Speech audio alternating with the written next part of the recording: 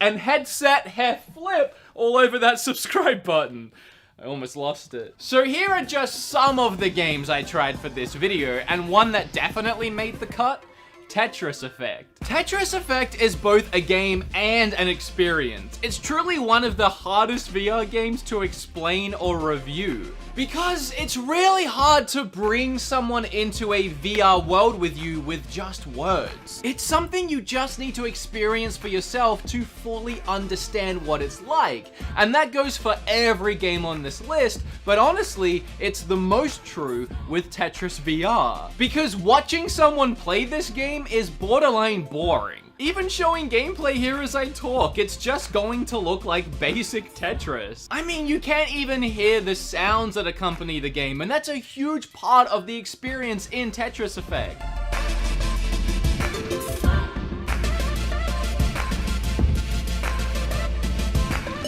Every move you make while you play, every turn of a piece, every placement, every cleared line is accompanied by a sound or a music note that seamlessly blends in with the soundtrack of the level. Not only adding to the composition of the song, but improving on it and shaping it by how you play the game. It evokes such a strong emotional reaction, almost as if you are the conductor of this Tetris orchestra guiding the music with your playstyle. Couple that with the intense visuals around you that also morph and react to your every move, and maybe you can start to understand what I mean by this game being an experience. Tetris has seen so many variations throughout the years, and other than Tetris Effect's zone ability, allowing you to freeze time momentarily as you rack up big points by clearing lines, the actual gameplay here is as basic Tetris as Tetris gets. And yet this is by far my favorite Tetris game. It's Tetris the way it's always been, and yet at the same time, it's the best it's ever been.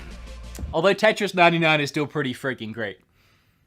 Okay, Pixel Ripped. I don't think this one has a physical release, but it really needs to because it's one of my favorites. So I took some time off playing VR since my last video, and Pixel Ripped was the reason I got back into it. The game was just so freaking cool. It gave me the drive to seek out other cool VR games I might have missed during my time off. There is so much going on in this game, I'm not even sure where to begin. I guess to start with, it's a game within another game? Kind of. It's mind-bending either way.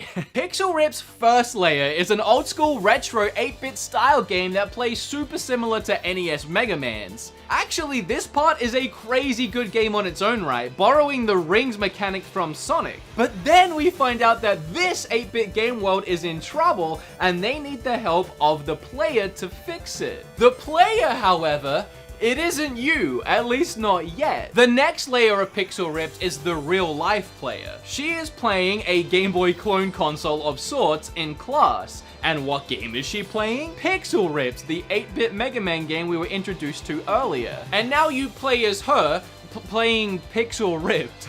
You following along? In this first real-life level, you need to avoid being caught by the teacher. Using a spit tube, you can distract her by spitting wads of paper at different objects in the room. Each object you hit will do something different but equally crazy within the classroom, and you need to finish the level in Pixel Ripped without being caught. And this creates so much mayhem as you frantically whip your head around looking for new ways to distract the teacher as you try to beat the already pretty challenging Mega Man clone in your hands.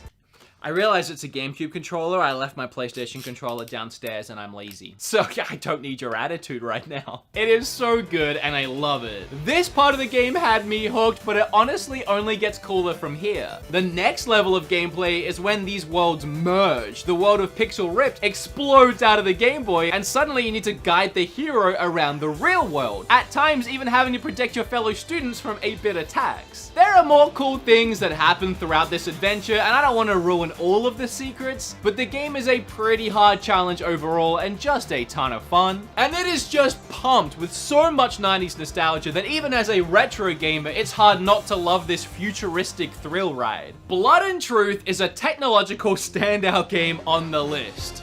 And I practiced saying technological like 3 times before I said that line, and I still almost screwed it up.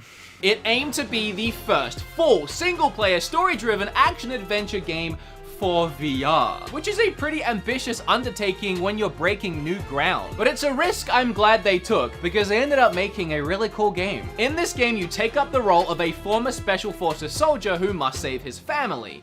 Think like the story of an action movie like Taken, but spliced in with a game kind of like Uncharted, I guess. Ultimately, I would say they succeeded in what they set out to do. I love the game. It was an action-packed roller coaster ride from start to finish, with some crazy cool blockbuster magic moments like running through a collapsing building and jumping out of the window last second, or intense car chase scenes that have you blowing away anyone trying to keep up with you. The action is done so well. You have an ammo patch right on your chest, you have 2 spots for sidearms on your side, and then you have spots for 2 big guns behind you. And I have to say, nothing feels as cool as pulling that shotgun from behind your back and just blasting away at enemies. Or you could be like the Reaper in Overwatch and dual wield shotguns, or have any combination of any weapons you find throughout the match and just be all mixing and matching them like crazy. It is really good. The only real downside is the hardware limitations of the PlayStation VR, because these Move controllers don't have analog sticks. So moving around the game, you have to look where you want to go and then select it with a button, which then moves you towards that spot. And it ends up feeling a little more like an on-rail shooter rather than an action game that it's trying to replicate. But you do have the freedom of moving around the levels in any direction you want, so that does help. Even during the more Uncharted climbing over everything parts of the game, I held my lunch just fine. And it was pretty cool actually, having to climb up the side of a building, as stupid as I probably looked in real life. And even cooler still in the moments where I had to stop mid-climb, reach down to my hip, grab out a silenced pistol, and take out an enemy before putting it away and continuing. The game also added in a ton of fun VR gameplay elements throughout the adventure to really keep it fresh. It's more than just a shooty bang bang game. The attention to details in some areas really surprised me. Customizing my own weapons, even giving them a fresh coat of paint, and then getting to test them out before the next mission was a pretty clever idea. The only real negative is that at times it's probably a little too story driven, with the action feeling few and far between heavy dialogue scenes. And since all you can really do is just stand there and listen to characters talk while waving your arms around like crazy, those moments do drag on. Even with the pretty fantastic voice acting and character animations and well-written story, they did a good job with all of that, honestly. I would say that Blood and Truth is a reason to get a PlayStation VR, so if you already have one, get Blood and Truth. Okay, Trover Saves the Universe is one of my favorites, and it can be played in VR or without VR, so if you like the look of the game and you don't have VR, still consider it. From the creator of Rick and Morty. You know, I used to call myself a Rick and Morty fan, but I guess at this point I should just start calling myself a Justin Roiland fan. The creator of Rick and Morty has made a couple of VR games now, Accounting Plus, which is still one of my favorites, and the Rick and Morty VR game, of course. And now we have Trover Saves the Universe, not Trevor. It had to be Trover. So with Justin, I feel like his work always starts in the voiceover booth. Sometimes the dialogue can get real rambly, but it's worth it for those moments when the voice actor stumbles on something truly hilarious. Feel a little bit out of the loop on this whole jingles dancing thing. As you should, Trover. When our jingles dance, that means that we're very happy. Hold on. You play as the nameless Cheropian. You're tasked with guiding Trover to save the universe. Both you and Trover are separate characters in this adventure, thrown together like a buddy cop movie. You're even able to respond to other characters on your own by nodding or shaking your head to answer the weirdest of questions thrown at you. And it's always funniest to do the opposite of what you're probably expected in the situation, so I recommend that. The game plays as a hack and slash puzzle platformer. You float around the world and control the action from above. The gameplay is pretty solid. I mean, it's basic, but most of the fun comes from the stupid tasks and goals you are given to complete, and a lot of the puzzles are pretty well thought out. Throughout the adventure, the characters will give you constant upgrades by spitting on you and then making fun of you. The enemies you face will have a few choice things to say about you and Trover as you wail on them. Actually, speaking of that, I did appreciate the option between vulgar and family-friendly dialogue at the start of the game. That way, kids can enjoy the title too, and trust me, you would not want a child to play the non-censored version, holy moly. But the core gameplay is fun for all ages, so it's a really nice addition. Anyway, this was a really cool adventure from start to finish. I really enjoyed the story it told, and even though it was handled intentionally stupid, I liked like the character development of Trover. The worlds are great to explore, bright, cartoonish, beautiful environments, loads of stupid characters to meet, collectibles to find, fun gameplay mechanics, really great music. It's just a really solid adventure, and I appreciated this VR experience so much. If you decide to skip this game because you think you don't like Rick and Morty and that whole sense of humor, then I would say that you truly are missing out on one of the best VR games so far. Okay, I have mixed emotions about Firewall Zero Hour. You know, on one hand, it's by far the best shooter game I've played in VR, hands down.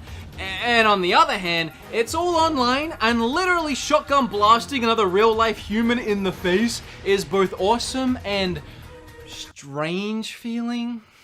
The game reminds me of Counter-Strike, the mode I played anyway. It was 4v4 player versus player matches where one team defends a laptop and the other team tries to hack it, killing each other in the process, of course. It's just so strange. It feels like military training. I have played so many gun games in VR at this point, killing countless faceless enemies and super hot blasting away British spies in Blood and Truth.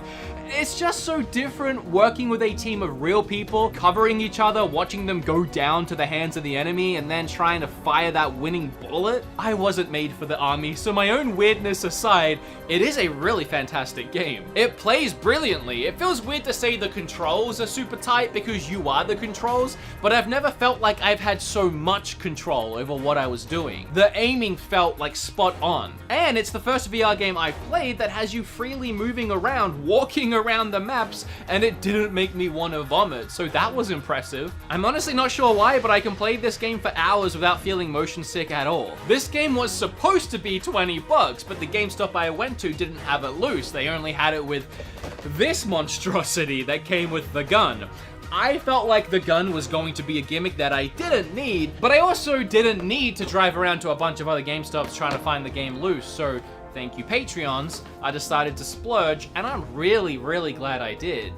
For starters, you know how I was complaining earlier about the move sticks not having analog? Yeah, that's not an issue with this thing. I got an analog here and here. And every gun in this game is wielded with two hands anyway, built with this thing in mind. And no matter what gun you're holding in the game, your brain morphs this thing into that gun. This thing makes Firewall 10 times better, and I highly recommend it if you're gonna try out the game. Firewall Zero Hour is for sure the best online VR game I've played. It honestly feels like legit military training, and that is really cool in a weird way. I mean, my redneck friends here in Texas love this game, so take that how you will.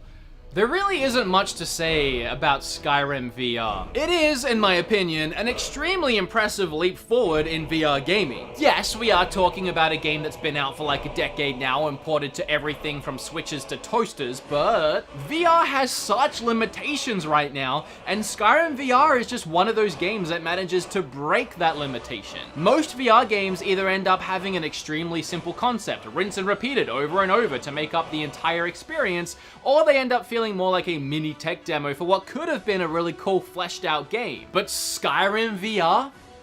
It's just that. The entire Skyrim experience, the 100-hour adventure, every cave, every enemy, every weapon, every spell, you can do it all. Literally the only reason I picked up this game having played Skyrim before was so that I could wield a spell with one hand and feel like a magician and have a sword in the other hand and to wield a bow and arrow because I thought that would be really cool, and it was. So if you can stomach a full playthrough of Skyrim with this monster weighing down your neck and keeping your face nice and toasty, then Skyrim VR is a no-brainer. For me though, I'm actually holding out playing this entire game through until PlayStation 5 and hopefully PSVR 2, which supposedly doesn't have any wires and is more lightweight. I just can't sit there with this thing on my face for 100 hours. Beat Saber is the kind of game that VR was made for. It is unrelenting, unforgiving, unapologetic fun, and I refuse to believe there is a soul on Earth that would not enjoy playing this game, assuming they enjoy VR in general. It's such a simple premise, but it's exhilarating to slash away at these blocks as fast-paced beats pound in your ears. Imagine like Guitar Hero, but instead of a guitar, you have two freaking Star Wars lightsabers.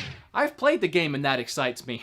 You use your sabers to cut up these blocks as they rush towards you. The white arrows on the blocks depict what direction you need to cut them in. And throughout the tracks, you'll have to dodge and duck under walls too, not only adding to the challenge, but also the workout that is playing this game. Never have I gotten so freaking sweaty playing a video game. The PlayStation VR version of this game introduced an exclusive campaign mode, which was almost an apology for the fact they are very limited in the song options. See, on the PC versions of this game, you can download and import anything you want to play, not just music, but the entire freaking Shrek movie if you wanted to. But that's not really possible on PlayStation, whether it's due to the lack of ability to just do it or a copyright issue, I'm not sure. So you're stuck with the default tracks made for the game. They are pretty good, however, after a few hours cycling through these tracks, you'll start to wish there was just one more to choose from. And while the campaign missions add a good challenge to the existing tracks, nothing would beat being able to download your favorite Papa Roach song and just Luke Skywalker all over it. But having said that, I still recommend getting Beat Saber any way you can, even if getting it on PlayStation VR is your last resort. The Persistence is a first-person roguelike horror game that I didn't play really much at all. And not because it's bad, actually it's really, really good, but because I'm a big old baby.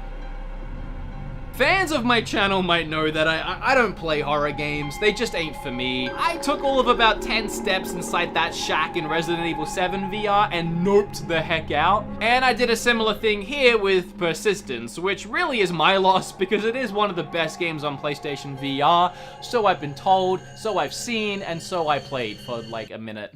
So if you want a better, more inclusive review of this game, I'm gonna leave links down below for you to check out a couple other channels that clearly have bigger stones than I do. I will say that this game is really fun to play, and if you like being scared crapless, then it's even funner still. Due to it being roguelike, you can't even get used to the scary as it changes every time you die. It has some really unique ideas too, like a second player being able to join the game via their phone and make the game even more scary for you by placing creatures on the map. But that's all I got for this one. It's really great, and check it out if it looks like something you might enjoy. I'm sorry.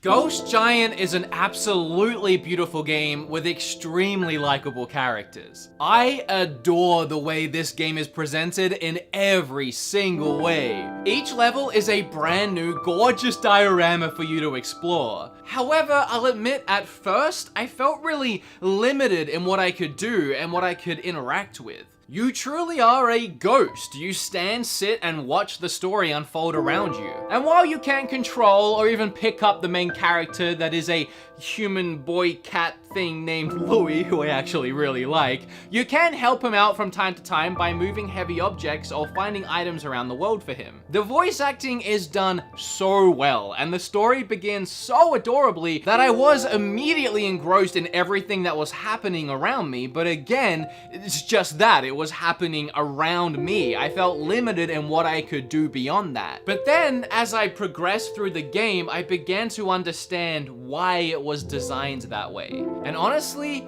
it hit me pretty hard. Louis' inner struggles start to unfold as you begin to realize what he's been dealing with. Darker themes start to settle in, such as loneliness, friendship, and even depression. Not realizing what story was going to be told going into this game, yeah, it caught me off guard. I had grown to like Louis. I felt like we had formed a bond watching over him as we played the game together. It was a cutesy little adventure, and then suddenly I just felt terrible for him, and I just wanted to help, and I couldn't. And if you've ever experienced depression, or you know anyone that's been through it, you might start to understand what I meant by feeling kinda just helpless in this game. I guess what I'm saying is, gameplay-wise, there isn't a lot going on here. It's more like a point-and-click VR game with some light puzzle solving. The VR experience here is more about exploring this beautifully crafted world that does have a ton of secrets hidden within it if you look hard enough, and mostly,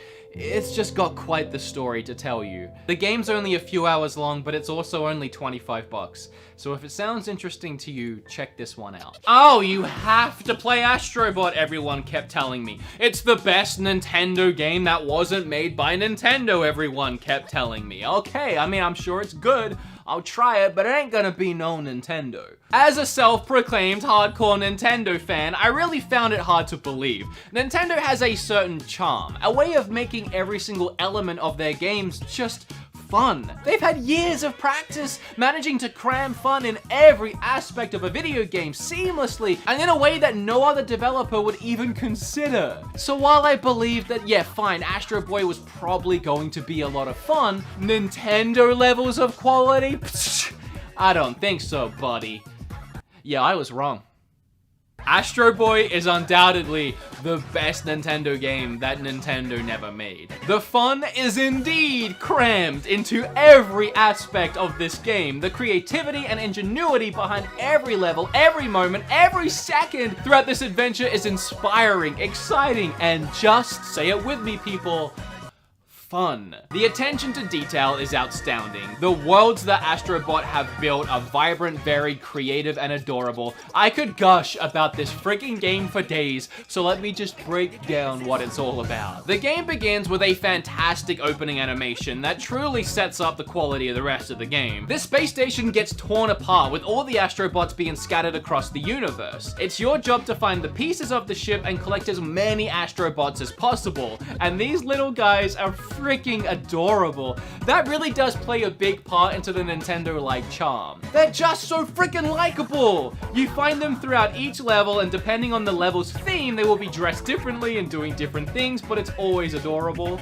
They are really fun to find too, always hidden in unique ways. You really have to explore this level not only as the little bot you control, but looking and peeking around every corner. Also, you get to control your own little Astro Bot that you deploy from your controller each level. And I love the way they implemented the controller into the game as a device that you use. You store the bots in it, you use it to open crates to get upgrades like a grappling hook or a water gun. It's just so good, man. Anyway, I was off script then, by the way. I'm gushing. I wrote more about this game than any of the other games, so I'm trying to keep it short. You have complete control over this little guy as he platforms across the worlds. He'll even wave at you as he passes your headset and give you a big hug if you run him straight towards your face. He feels like your little pet that loves you unconditionally just for taking care of him. He's a good boy, and I love him.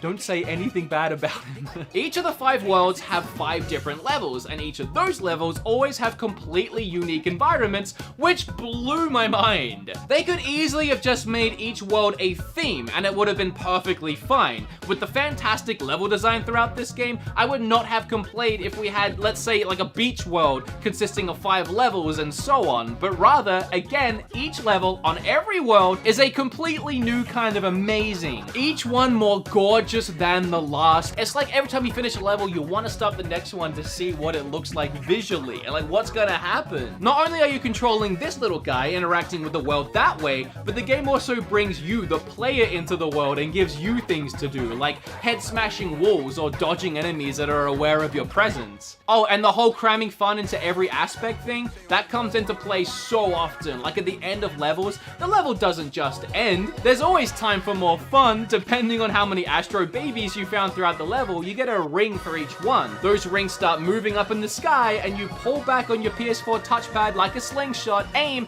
and shoot your bot through as many of those rings as possible. You get coins for each one you hit, and then all the bots have a little dance party which never gets old. The moment I was truly hooked was at the end of the first world during the boss fight. This huge ape truly felt huge. It was honestly daunting looking up at him with his giant monkey arms. Dodging his bites and aftershocks, chipping away at his teeth, and then using my controller grappling hook to yank his face towards the building. Such clever game design, and I loved every second of it. There is a load of replayability, and it's for sure the best game on PlayStation VR in my opinion. I was so impressed, I had to look up the developer of the game because I needed answers, and honestly, when I found out who it was, it actually made a lot of sense. As you can probably tell, there is so much more I could say about this game if I had time here, so just go and play it. And in the meantime, I'll be